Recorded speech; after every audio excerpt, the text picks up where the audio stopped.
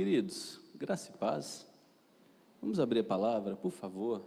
Livro de Atos.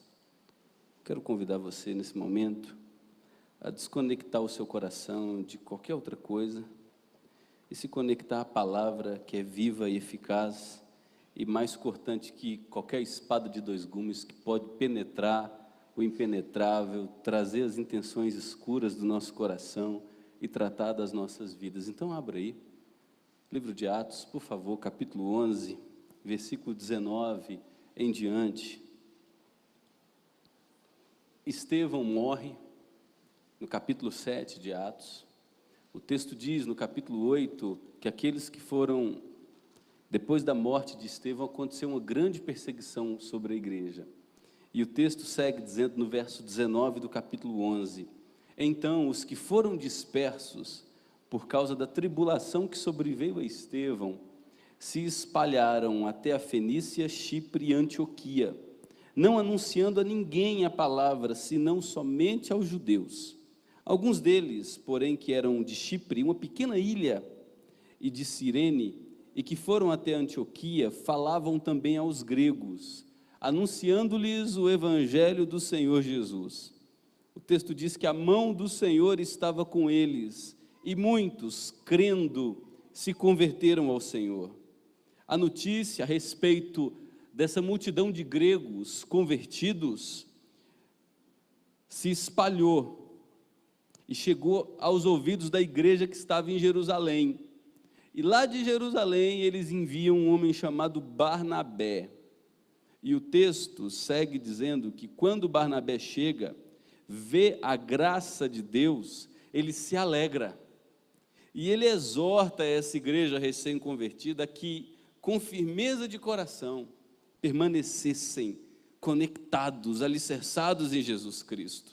Barnabé era um homem bom, cheio do Espírito Santo e de fé, e muita gente se uniu ao Senhor. E partiu Barnabé para Tarso à procura de Saulo.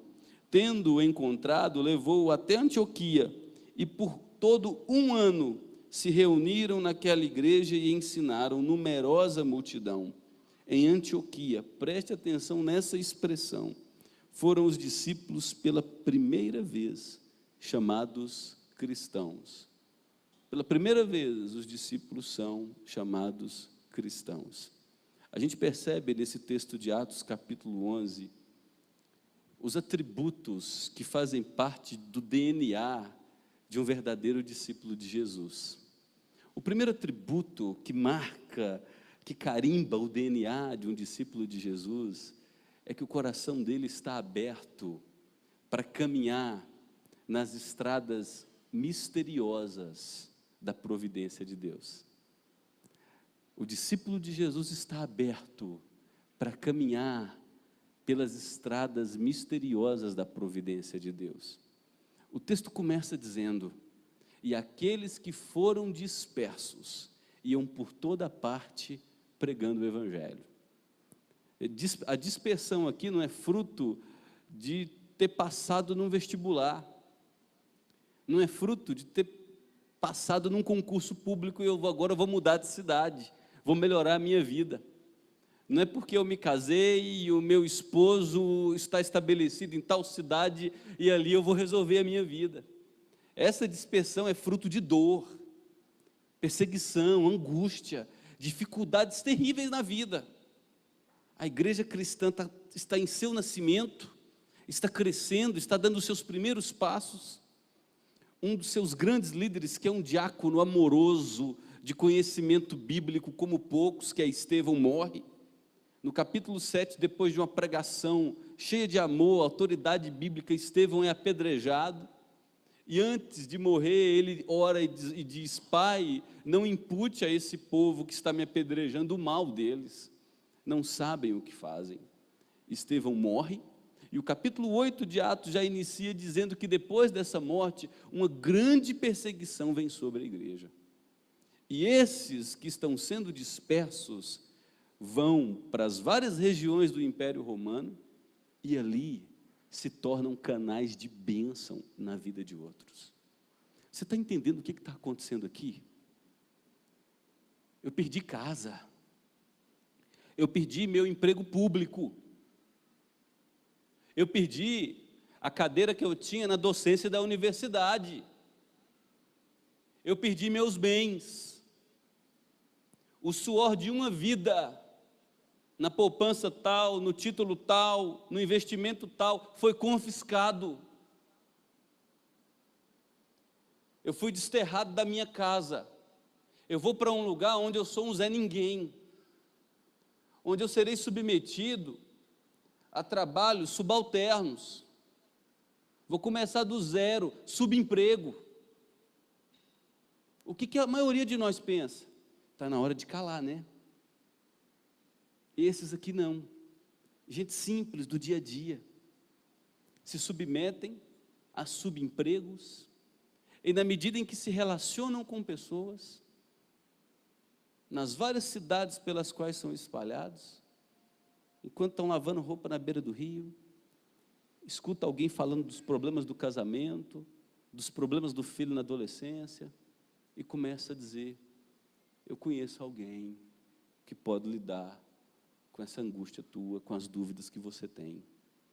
Na medida em que são espalhados, conhece alguém que excede no uso do álcool, é tomado pela embriaguez, faz novas amizades e conhece o filho de alguém escravizado às drogas, e não aguenta ficar calado. Eu conheço alguém que pode mudar você, que pode restaurar teu lar, que pode mudar teu casamento, porque esse alguém mudou a minha vida. E um diálogo começava, e pessoas eram transformadas, gregos se convertiam. Aqui nós temos uma ruptura, porque todos os discípulos de Jesus são judeus. Eles imaginavam que Jesus havia vindo para salvar somente os judeus, um povo étnico, que vivia numa região geográfica. No capítulo 11 de Atos, todo o capítulo 10, início do capítulo 11, um grego chamado Cornélio se converte. Os apóstolos entram em crise. Espera aí, que história é essa? Tem gente que não é judeu, que falou em línguas, que recebeu o Espírito Santo, e está experimentando o que a gente está experimentando. Quer dizer que as bênçãos de Deus não são exclusivas a nós? Uma ruptura começa a acontecer aqui, e essa ruptura se expande. Agora esses que são dispersos pregam em outras regiões, eles começam a bater na porta da Europa, pregando o Evangelho. E quem prega o Evangelho aqui não são os pastores ordenados da igreja, não são presbíteros ordenados da igreja, são as pessoas como eu e você, gente do dia a dia, gente comum. E eles pregam porque eles não podem deixar de falar tudo aquilo de bom que Deus havia feito a eles. A primeira marca, o atributo do DNA de um discípulo, é que ele não lamenta os caminhos difíceis da vida. Antes ele entende que Deus, nessas trajetórias misteriosas, realizará proezas. Nós cantamos na primeira música: tudo coopera para o meu bem, tu fazes que tudo coopere para o meu bem. Paulo escreve sobre isso em Romanos capítulo 8. Na verdade, essa música vem de Romanos capítulo 8. Todas as coisas cooperam para o bem daqueles que amam a Deus. O câncer pode ser uma bênção inigualável em sua vida. Eu tenho convivido com um casal que tem chegado na igreja há pouco tempo, e o que Deus usou para conectá-los com a eternidade foi um câncer que tinha tudo para ser devastador, mas deu primeiro à esposa a vida eterna e agora ao marido. Mudou-os de endereço, reconectou-os a outras pessoas, e Deus os usará nos mistérios da providência. O desemprego pode ser uma grande bênção em sua vida. Talvez Deus vai te afastar de um grupo de amigos perigosos. Talvez Deus deseja mostrar Quem são aqueles realmente em quem você pode confiar? Talvez Deus está desejando fazer o maior de todos os bens, quebrar a crista de nós, nos humilhar, nos ensinar que nem só de pão vive o homem, mas de todo aquele que faz a vontade de Deus. Talvez o luto está fazendo um bem muito grande à sua vida, porque na hora do choro, quando anoitece, as luzes se apagam e todos dormem e você não consegue fechar os olhos e dormir, o Espírito de Deus testifica com o teu espírito que Deus está ali contigo naquele leito de dor. E Deus está contigo no leito de dor porque Jesus se fez homem como eu e você, experimentou todas as tentações como eu e você e muito mais, para saber o que a gente passa e para se compadecer de cada um de nós e para orar a nosso favor diante do Pai. Não lamente, não se desespere pelos caminhos difíceis por onde Deus tem te levado nesse momento. Através desse caminho, a mão de Deus transformará a sua vida. Deus te reconectará nele, trará maturidade nele, te alimentará dele, dará a você revelações dele e de sua bondade que você antes não tinha.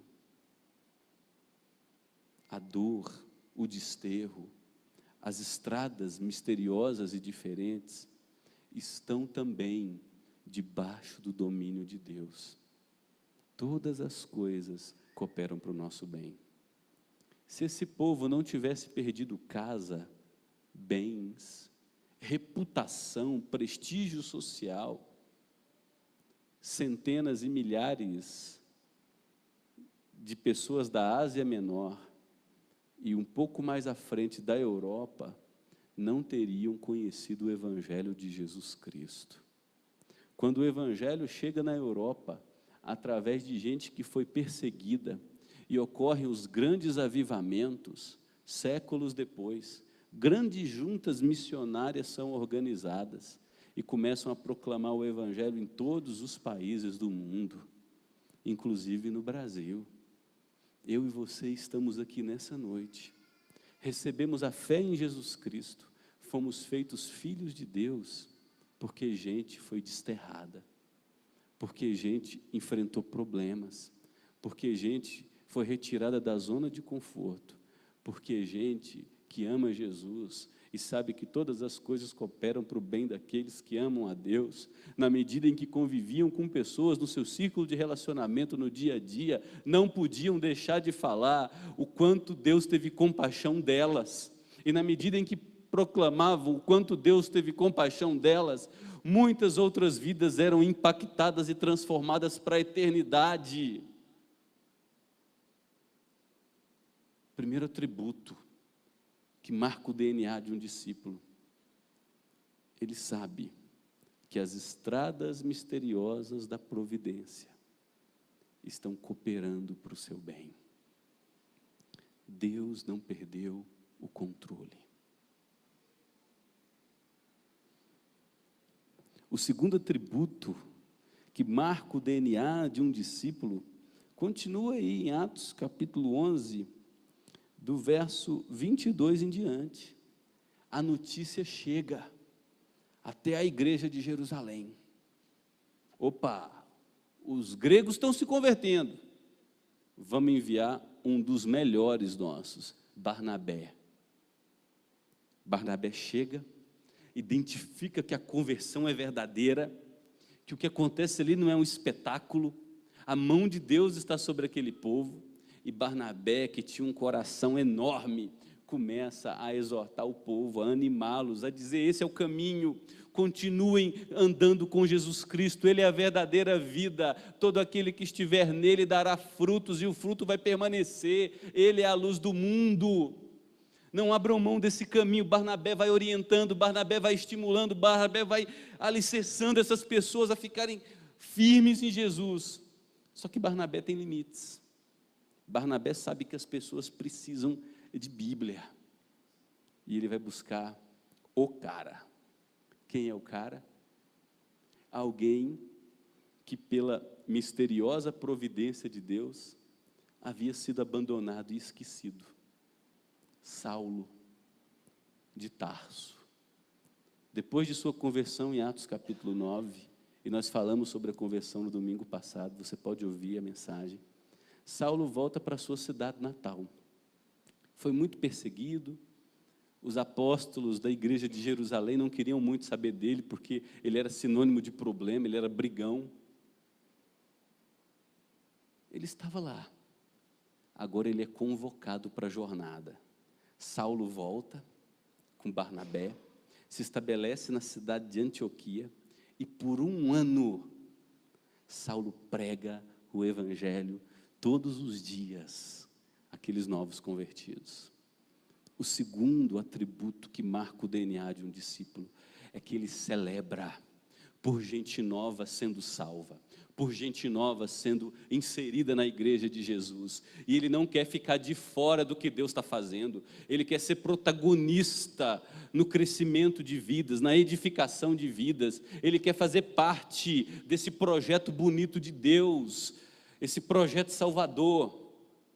É mais ou menos o seguinte: você vê gente nova chegando por essas portas, e você vê gente nova, além de chegar, permanecer, e você quer saber por que essa pessoa está permanecendo, qual é a história dela, o que Deus está fazendo na vida dela, quais foram os dramas passados, quais foram os desertos pelos quais Deus conduziu essa pessoa para que ela chegasse até aqui, aberta para conhecer o amor de Jesus. E você não quer só vibrar pela salvação, pelas escamas caindo dos olhos, pelas algemas sendo quebradas, você festeja tudo isso, você celebra tudo isso, mas você quer mais, você quer ser usado por Deus. Você abre a tua vida para ensiná-la, para ajudá-la, para contribuir com o crescimento dela. Você quer que essa pessoa chegue lá na frente, lembre do seu nome. Eu cheguei e Deus usou pessoa tal, que me acolheu, que me abrigou, que me amou, que abriu a casa dela, que investiu em mim, me levou para congresso, me discipulou, caminhou comigo toda semana por 1 ano, 1 ano e meio, teve paciência com as minhas crises, com a minha inconstância, com a minha imaturidade. Como aquela pessoa extraordinária. Isso marca a vida de um discípulo de Jesus. Ele não quer só celebrar pelo que está acontecendo ao redor dele, ele quer fazer parte na história de vidas. E é o que Jesus manda a gente fazer. Indo por toda parte, fazei discípulos. E fazer discípulo requer investimento pesado. É sentar com gente, frequentemente, regularmente, é semanalmente, é ouvir, é abrir as escrituras, porque a pessoa não tem a mente de Cristo nela ainda, está sendo formada, e dizer: olha, a palavra diz isso, diz isso, diz isso, não é por esse caminho. A pessoa quer chutar o casamento dela, quer jogar tudo para o alto, você diz: não é bem assim, calma, você está começando agora. A pessoa está mal-humorada com o trabalho dela, quer jogar tudo para o alto, você diz: calma, vamos ver o que a palavra de Deus diz, calma. A pessoa experimenta tentações terríveis, tem vícios ainda que aprisionam a alma dela, ela está tendo dificuldade em se livrar daquilo, e o sentimento de culpa machuca. Você vai dizer: calma, estou contigo, você está sendo tentado, mas essa tentação, você vai vencê-la, na medida em que Jesus se apropria do teu coração. Calma, nós estamos juntos. E quando essa pessoa abandona um fumo, quando essa pessoa vence a escravidão do álcool e do seu exagero, quando, na medida em que os dentes de leite dessa pessoa, que é o amor pelo mundo, vai sendo arrancado, e ela vai substituindo isso pelo amor a Deus, você vai celebrando: Deus, obrigado, porque o Senhor usou minha vida tão pequena, Deus, obrigado. E é isso que está acontecendo aqui. Barnabé chega, vê aquele povo realmente impactado pela palavra, e diz: ei, Deus está nesse negócio, tem muita gente aqui, E muita gente é sinônimo de muito problema. Sozinho eu não dou conta. Eu preciso de ajuda. Quem são os homens de Deus e as mulheres de Deus em quem eu posso confiar? Que realmente quer lavar os pés e obedecer à ordem de Jesus? É Paulo. Paulo não é crente da boca para fora. Paulo é alguém que ama gente e ama ver a imagem de Jesus sendo formada em gente, ainda que tenha que sofrer tanto por conta disso. Eu vou atrás de Paulo. Quando ele traz Paulo e Paulo vê o que está acontecendo, os olhos de Paulo brilham. E Paulo fica um ano inteiro, todos os dias, ensinando aquele povo. Nas casas, nos cultos públicos, nos encontros pequenos, nos grupos grandes. E sabe o que acontece com essa igreja que recebeu investimento de homens e mulheres mais maduros que caminharam com Jesus? Essa igreja se tornou a primeira base missionária do Novo Testamento. Em Atos 8, a igreja é obrigada a pregar o evangelho porque é expulsa de suas casas e cidade. A partir de Antioquia, nasce a consciência de que aquilo que nós recebemos, outros precisam saber.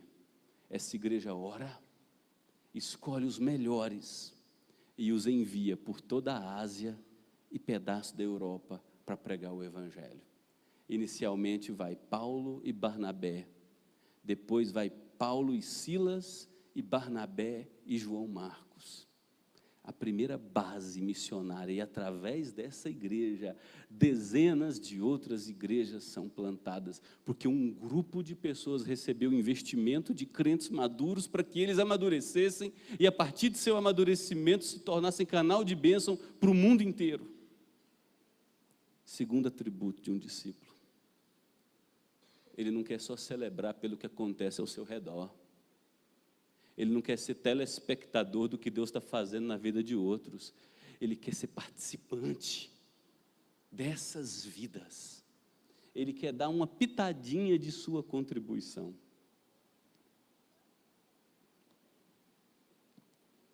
E o terceiro e último atributo de um verdadeiro discípulo, DNA, está aí no final do versículo 26. Na medida em que esse povo vai amadurecendo, pela primeira vez, eles são chamados de cristãos. Não é mais Paulo e Barnabé. A palavra agora fincou raízes na alma dessa cidade. Eles se identificaram com Jesus através do estudo da palavra, de tal maneira que suas vidas agora reproduziam Jesus Cristo.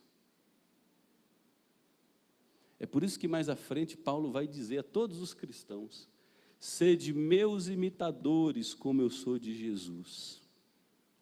É por isso que em Levítico, e é por isso que no Novo Testamento, primeira carta de Pedro, é dito a cada um de nós: sede santos, porque eu sou santo.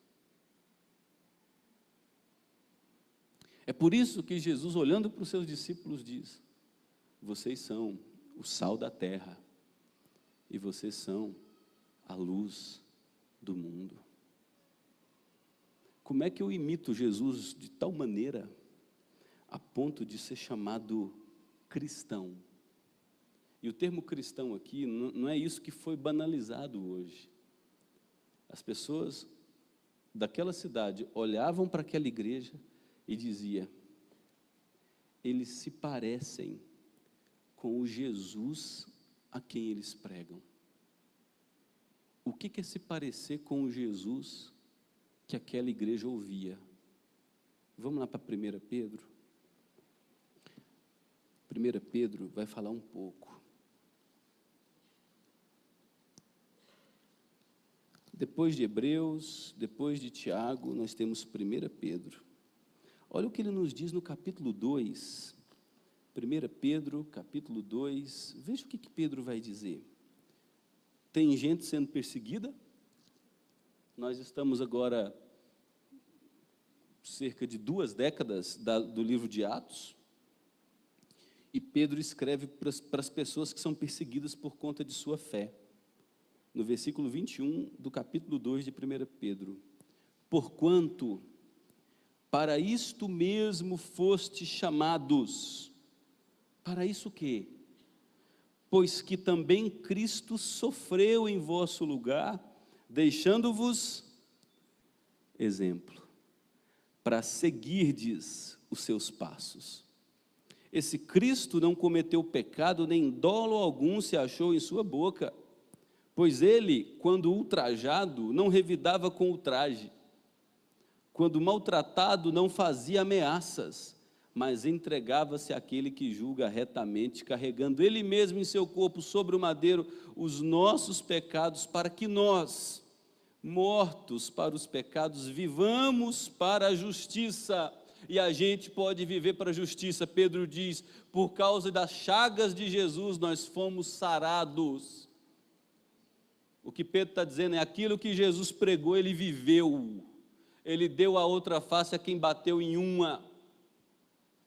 Ele não xingou quem lhe xingava. Ele não se vingou.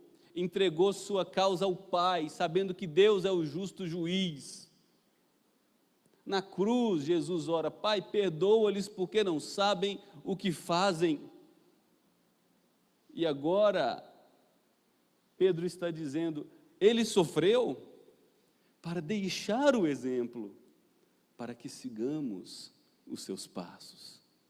Conseguimos seguir os passos dele? A resposta de Pedro é sim, porque através de sua obra, morte e ressurreição, que Pedro chama de chagas, nós fomos sarados. Veja que no capítulo 3, versículo 13, Pedro segue a mesma temática dizendo, ora, quem é que vos há de maltratar se fordes zelosos do que é bom?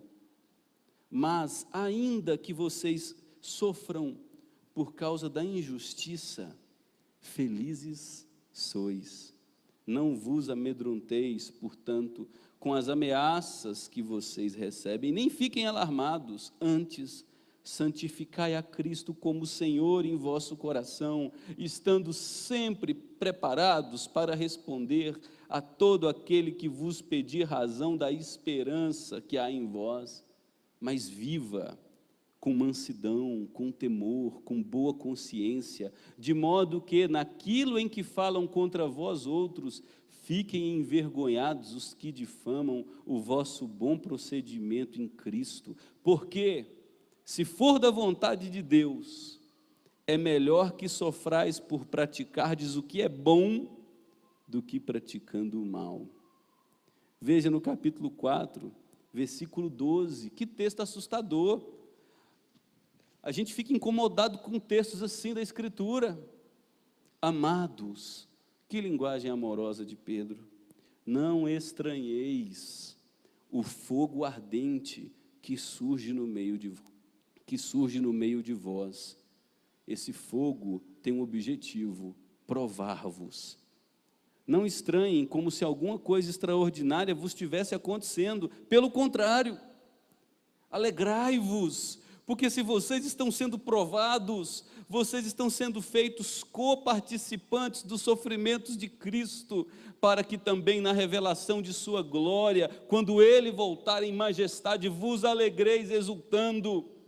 Se pelo nome de Cristo sois injuriados, bem-aventurados sois, porque sobre vós repousa o Espírito da glória e o Espírito de Deus.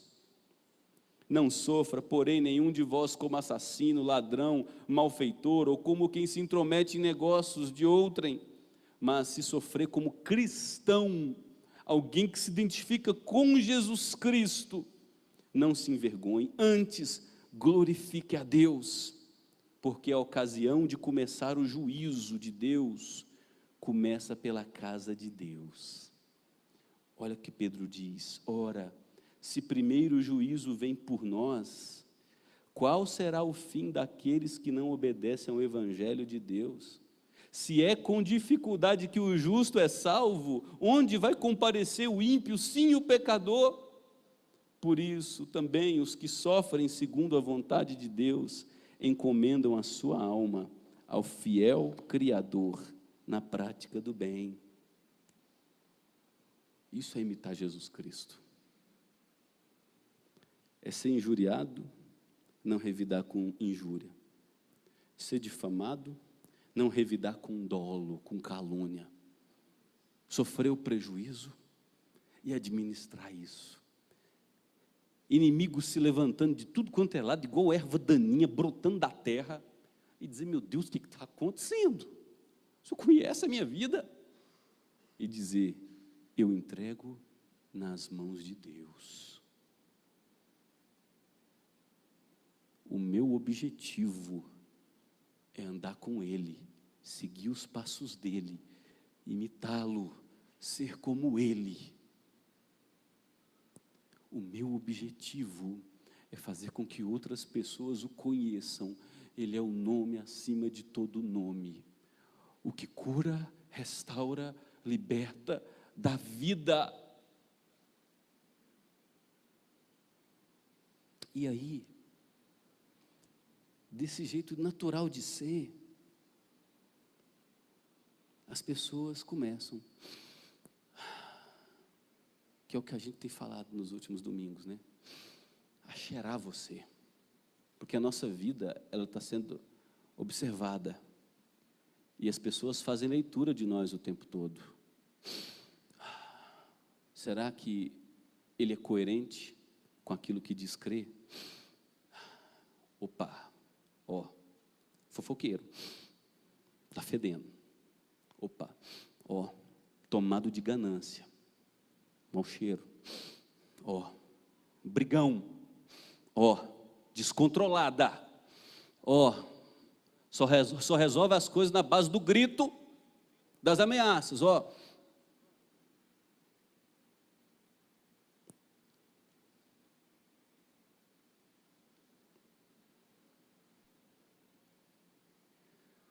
Mas quando você é alcançado pela vida com V maiúsculo, quem te conhece vai dizer: mudou. De onde está vindo essa paciência que antes não tinha? Eu lembro disso aí, não fazia bem a ninguém, ó, egoísta. De onde que vem esse coração largo para ajudar quem sofre? O quê? Está tirando dinheiro do bolso para ajudar gente com fome? De onde veio isso? Quem é essa pessoa? Eu trabalho com essa pessoa tem 3 anos, 9 horas por dia, 5, 6 dias na semana. O que aconteceu com ela?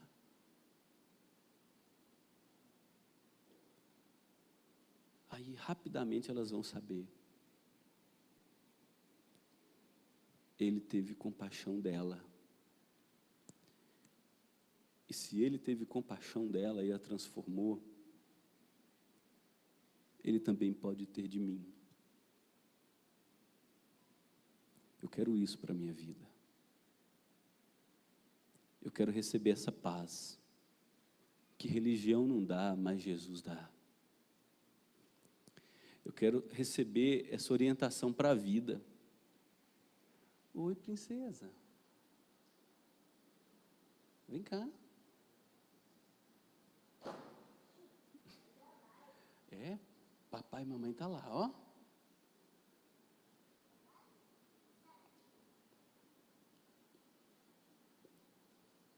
Olha que coisa linda, gente. Jesus diz que de crianças de peito, Deus suscita o perfeito louvor.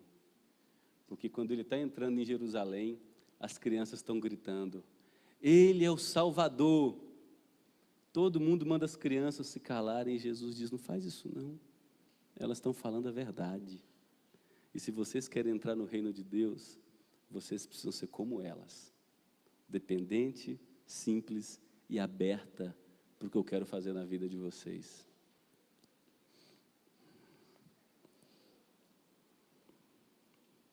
Precisamos orar, né, gente? precisamos orar. Abra 1 Coríntios capítulo 6.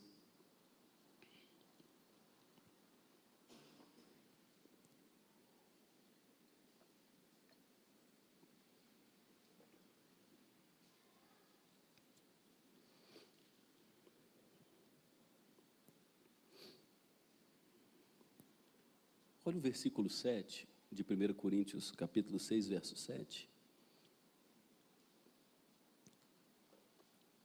O só existir entre vós demandas, brigas, já é completa derrota.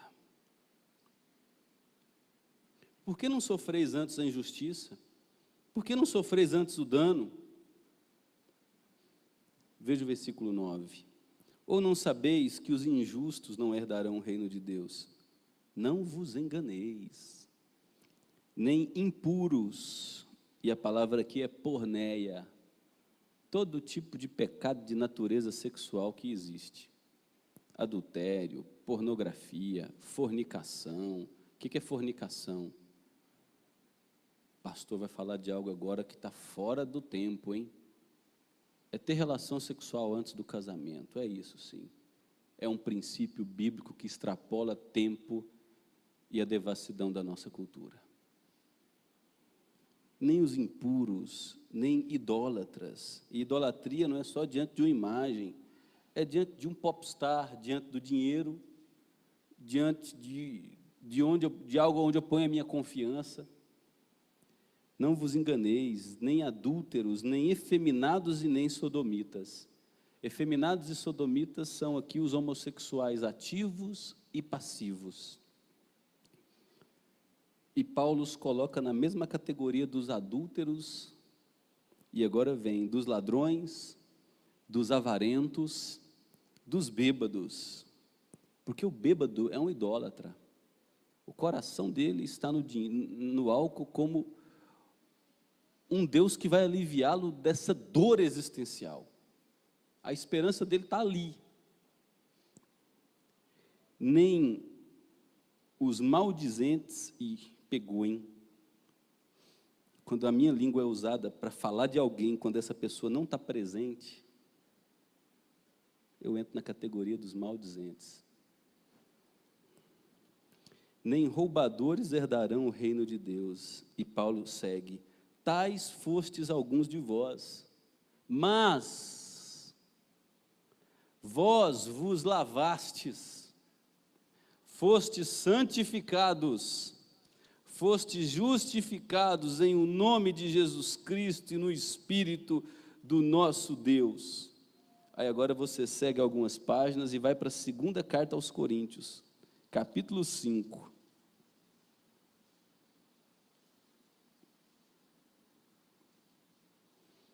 Paulo vai dizer no versículo 17 de 2 Coríntios, capítulo 5.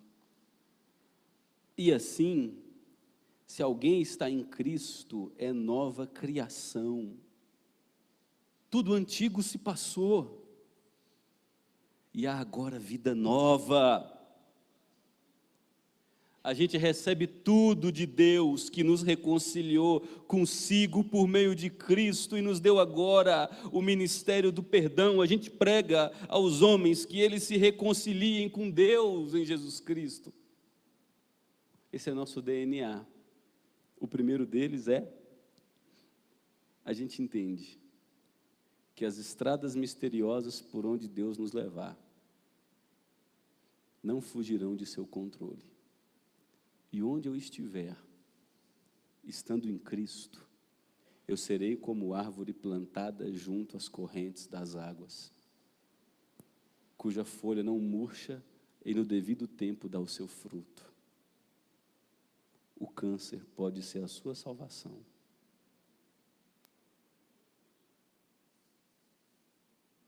Perdas severas, perda de poder aquisitivo, pode ser um grande livramento para a sua vida.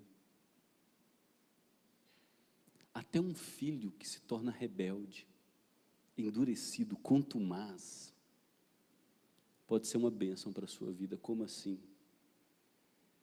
Você vai perceber que quanto mais você grita, mais ele se afasta.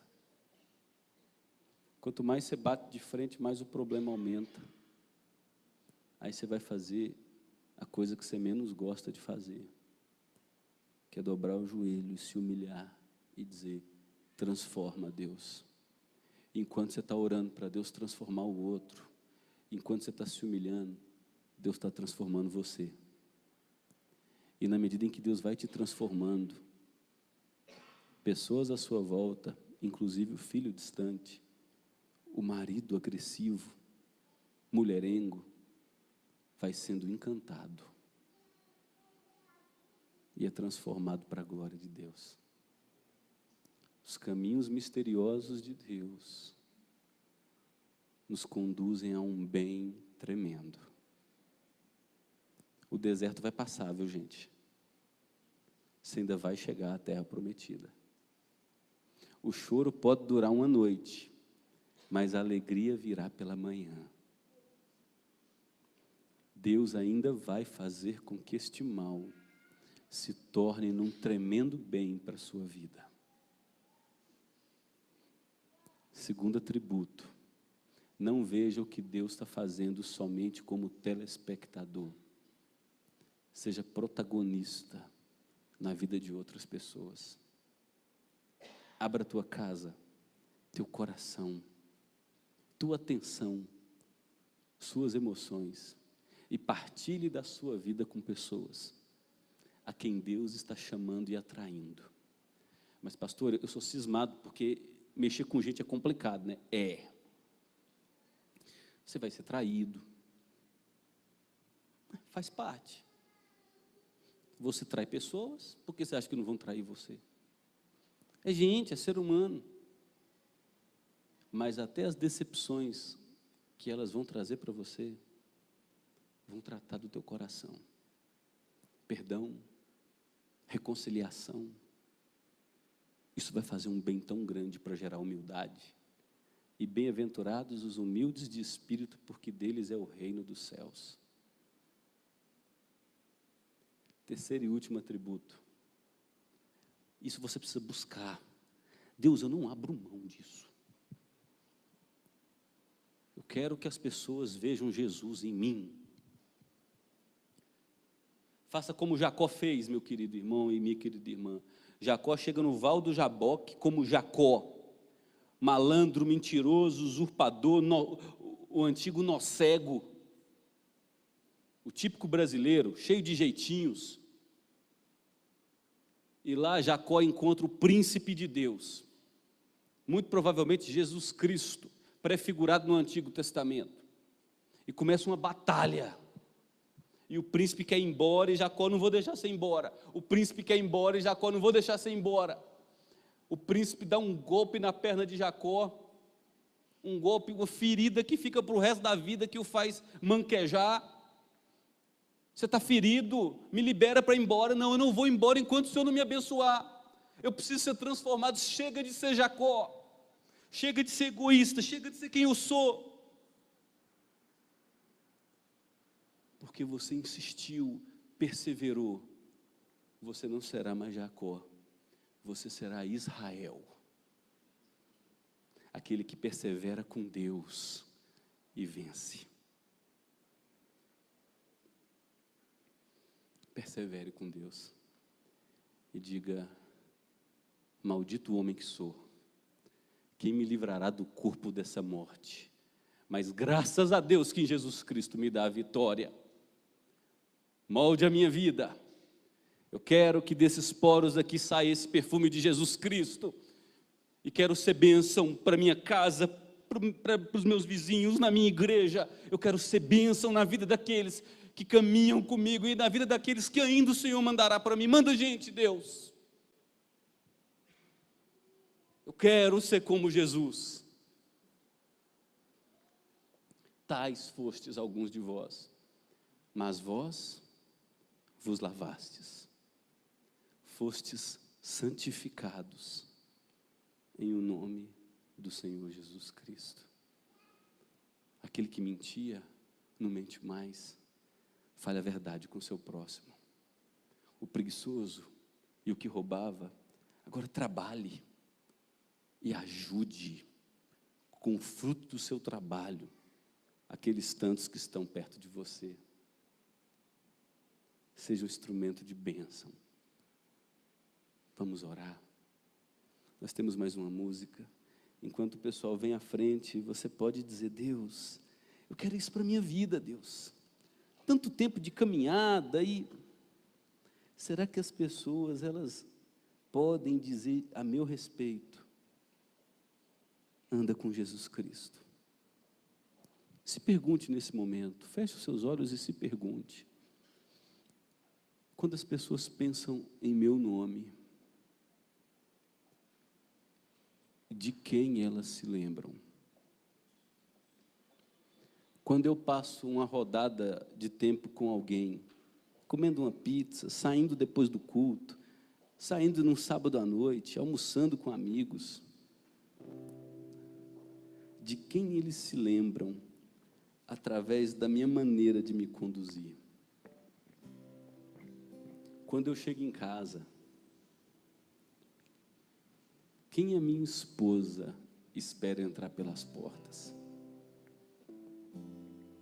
Quando meu marido fala a meu respeito, quando os meus filhos pensam de mim, eles se lembram de quem?